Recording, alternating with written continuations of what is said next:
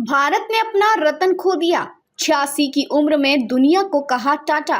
देश के जाने माने उद्योगपति रतन टाटा का 86 साल की उम्र में निधन हो गया है। रतन टाटा पिछले कई दिनों से मुंबई के ब्रीच कैंडी अस्पताल में एडमिट थे। इलाज के दौरान उनकी हालत खराब होने के बाद उन्हें आईसीयू में रखा गया था। बुधवार देर रात टाटा ग्रुप की ओर से उनके निधन की पुष्टि की गई। उद्योगपति रतन टाटा की सोमवार को तबीयत खराब होने की खबर सामने आई थी। रतन टाटा ने खुद एक्स पर पोस्ट कर अफवाह न फैलाने की अपील की थी। उन्होंने कहा था कि वह रूटीन चेकअप के लिए आए हैं। हालांकि बुधवार देर शाम उनकी तबीयत बिगड़ गई और उन्हें आईसीयू में भर्ती कराया गया। देर रात सबसे पहले कारोबारी हर्ष गोयनका ने सोशल मीडिया पर उनके निधन की जानकारी दी। इसके बाद टाटा ग्रुप ने भी उनके निधन की पुष्टि की। कारोबारी हर्ष गोयनका ने अपने एक्स हैंडल पर पोस्ट कर कहा कि घड़ी ने टिक टिक बंद कर दी है। टाइटन का निधन हो गया है।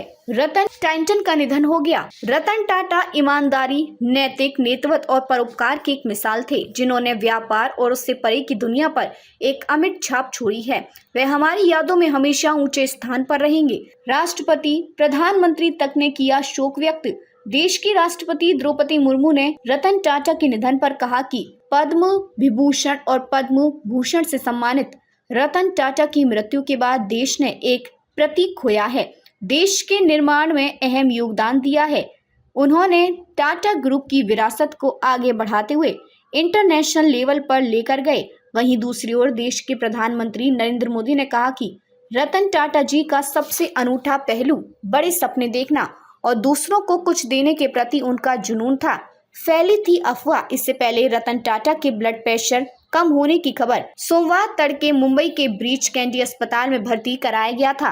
हालांकि उन्होंने उन रिपोर्टों का खंडन किया जिसमें दावा किया गया था कि उनकी हालत गंभीर है और कहा कि उम्र और मेडिकल रिलेटेड कंडीशन के कारण उनका रूटीन चेकअप हो रहा है। उन्होंने अपने शुभचिंतकों को आश्वस्त किया कि चिंता करने की कोई जरूरत नहीं है।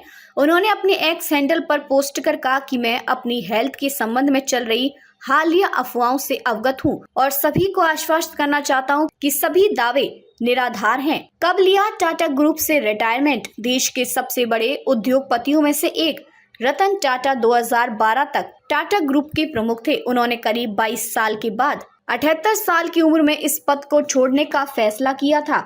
उन्होंने अपनी अगुवाई में ग्रुप की सबसे बड़ी कंपनी टाटा कंसल्टेंसी सर्विसेज को इन्फोसिस और विप्रो से आगे लेकर आए। इसकी वैल्यू 6.2 बिलियन पाउंड थी। वहीं दूसरी ओर विदेशी कंपनी जगुआर लैंड रोवर को 2008 में $2.3 बिलियन में खरीदकर तहलका मचा दिया था।